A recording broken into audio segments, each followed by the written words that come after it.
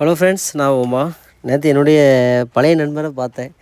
நாங்கள் வந்து 2007 பேட்ச் பார்த்துடுங்க. ஸ்கூலில் நாங்கள் எல்லாம் ஒன்றா தான் படித்தோம். எல்லாமே வாலிபால் பிளேயர்ஸாக இருந்தோம்.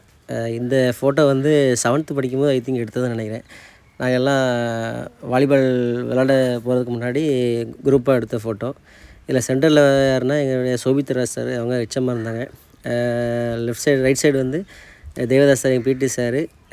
இந்த மேடம் பேர் ஏன்னா மறந்து போச்சு, ஆனால் அமல்டான்னு ஐ திங்க் நினைக்கிறேன். ஸோ இந்த ஃபோட்டோ பார்த்தா எனக்கு ரொம்ப ரொம்ப சந்தோஷமாக இருந்துச்சு.